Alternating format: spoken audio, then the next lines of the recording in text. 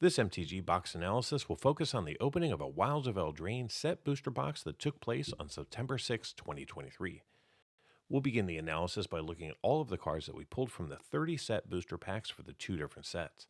Then we'll review how much of the main set and the Enchanting Tales subset we covered in non-foil and foil, along with a breakdown of coverage by rarity and a look at box duplication. Following this, we'll establish a baseline for value with a look at the current value of the two sets before moving into a recap of the actual observed value. Finally, we'll conclude with a summary.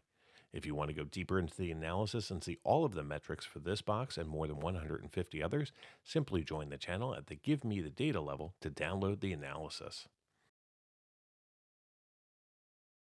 Let's kick things off by examining the box's contents in comparison to the cards that we had an opportunity to obtain. With the aid of this chart, we can differentiate the cards that we could have potentially acquired from the primary Wilds of Eldraine set, marked in gray, from the actual foils we acquired, highlighted in orange, and the non-foils in green. Within the realm of the non-foils, we saw between 39 and 48 cards for each of the primary colors of Magic, resulting in a variance of 9 cards. When it comes to the foils, those numbers drop to a range of 3 to 5 cards for each color. It's worth noting that set boosters are the exclusive source for jumpstart cards, and in today's box we saw 1 foil and 8 non-foils. Additionally, this box contained a single showcase and a single borderless card. From the Enchanting Tales subset, we saw between 6 and 8 non-foils for each of the colors of Magic, and in the foil space we saw 1 blue and 2 red cards. Unfortunately, this set booster box did not contain any of the anime borderless cards.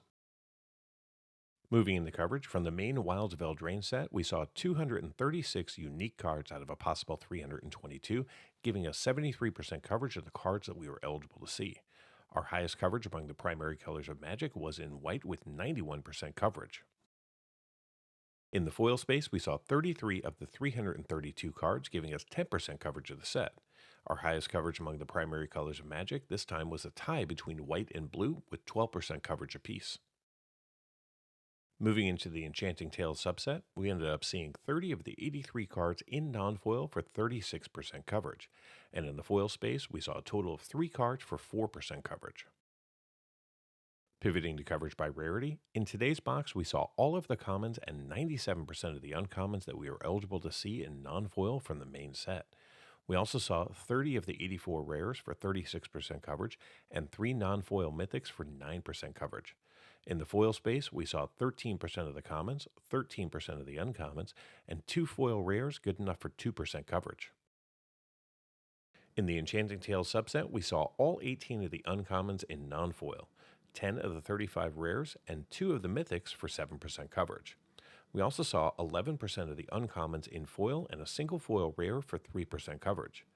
In total, we saw 46 rares and 7 mythics within these 30 packs when we include the 1 rare and mythic from the Commander subset and the 2 rares and 2 mythics from the list. From a duplication standpoint, 56 of the cards that we saw were repeats, giving this box a duplication rate of 16%. No card was repeated more than twice.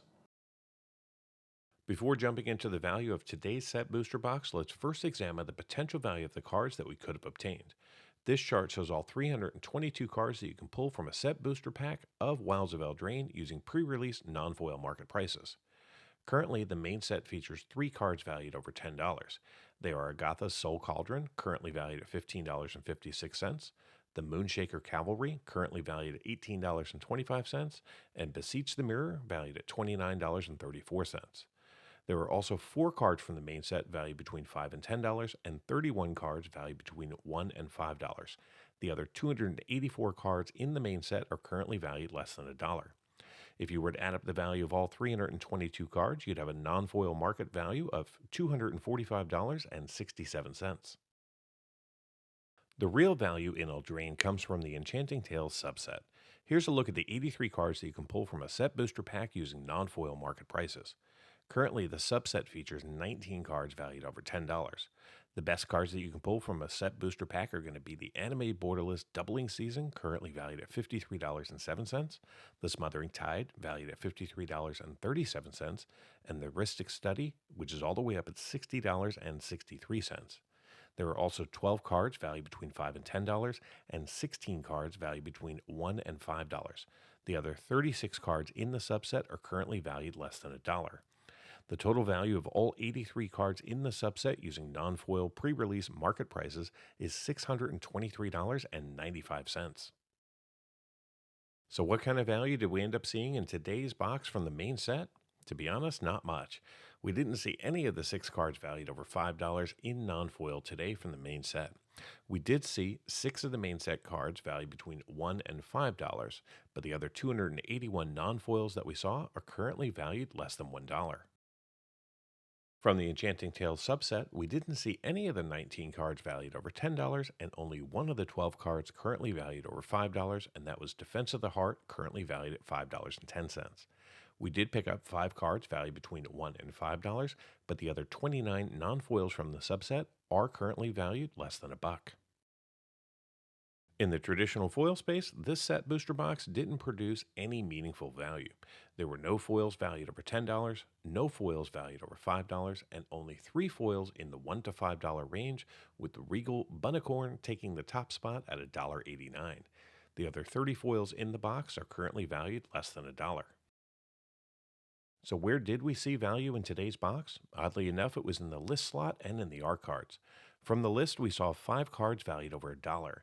We saw All That Glitters at $1.29, Nashi Moonsage's Scion at $1.32, Kel's Fight Fixer at $1.42, and the Dwarven Recruiter at $2.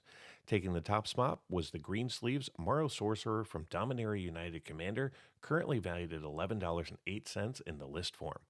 And from the art series, we saw Agatha's Champion in a signed art card for $2.29, Greater Oromancy valued at $11.29, and the stamped Doubling Season currently valued at $16.69. So how did this box perform? Well, I purchased this box from my local game store for $129.99. The current market price for these boxes as of September 5th is $123.72. The Wilds of Eldraine set booster box contains 30 packs, each with 12 cards, allowing you to see 360 cards, plus art cards, cards from the list, and tokens. The 27 non-signed and 3 signed art cards are currently valued at $43.02 using pre-release market prices. The 8 cards that we saw from the list are currently valued at $17.79.